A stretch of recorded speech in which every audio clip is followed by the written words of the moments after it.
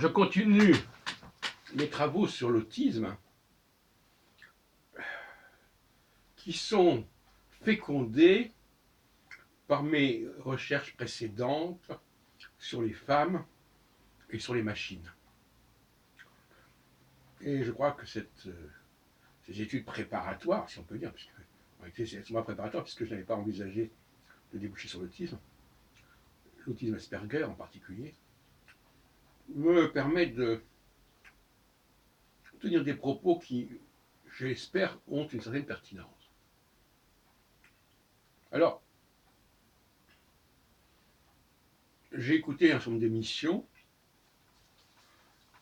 il y en a d'autres que je vais encore écouter parce que c'est pas ce qui manque. Et je vois qu'il y a des choses qui ne sont pas dites. Bien que il y a une émission où on a dit que le syndrome de l'autisme Asperger était beaucoup moins détectable chez les femmes que chez les hommes. Ça m'a paru génial comme observation. C'est-à-dire qu'on ne remarque pas l'autisme chez les femmes parce que, d'une manière générale, les femmes seraient autistes, à mon avis. Et donc, par conséquent, les étrangetés des femmes sont intégrées dans une certaine forme de tradition et d'image de la femme, alors que chez les hommes, ça peut apparaître très rapidement comme une bizarrerie, comme une étrangeté. D'où ces fausses statistiques que selon lesquelles il y aurait plus de garçons autistes que de jeunes femmes autistes, qui sont fondées justement sur ce problème de la repérabilité de cette spécificité.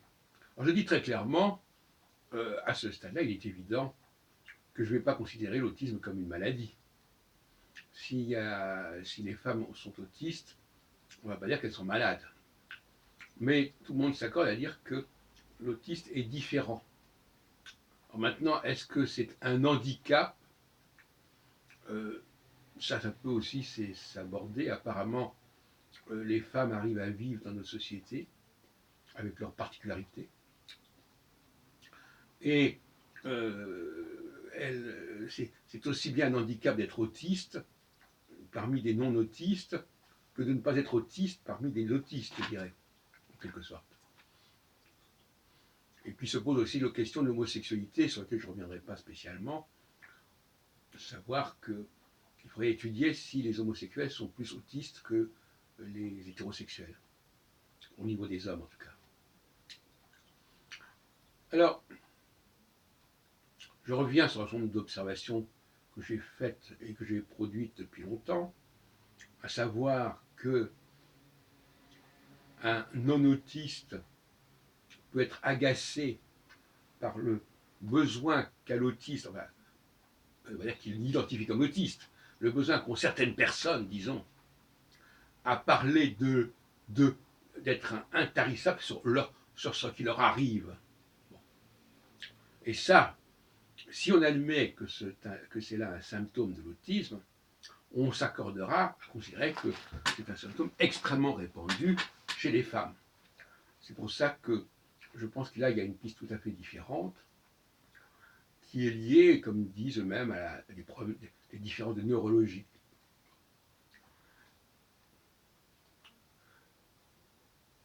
L'autisme explique aussi, donc, encore une fois, je répète des choses que j'ai dites dans d'autres vidéos, et ça a déjà été dit, n'est-ce pas, beaucoup plus de lourdeur et de pesanteur au niveau de son rapport à soi-même. On se complaît dans une certaine complexité, on est passionné par sa propre complexité, en quelque sorte. Hein, on n'arrête pas de parler de ce qui... moi, je ne suis pas autiste. Le type n'arrête pas de parler de ce qui lui est arrivé, de ce qu'elle a vécu, et parfois, elle vous raconte sa vie heure par heure, etc. Ce qui est saoulant pour un non-autiste. En revanche, pour des autistes qui se réunissent entre eux, et donc pour des femmes qui se réunissent entre elles, ben c'est tout à fait normal. Chacun raconte sa vie intérieure, son vécu, voilà. Et voilà, donc j'aimerais bien qu'on réfléchisse sur ce qui pourrait se passer entre une femme autiste et un groupe de femmes, par exemple. Est-ce qu'il y a un problème?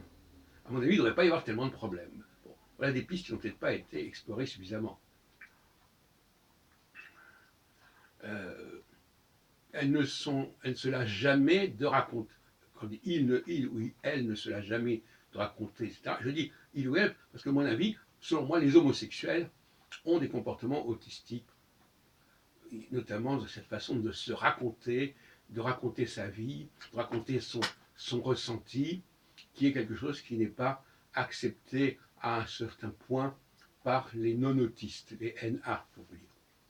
En tout cas, retenez cela, pour moi, il ne s'agit pas de maladie, mais il s'agit effectivement euh, d'obstacles pour s'intégrer dans un milieu non autiste, déjà. Donc ça correspond donc à tout un ensemble d'activités sur lesquelles on ne sera pas performant.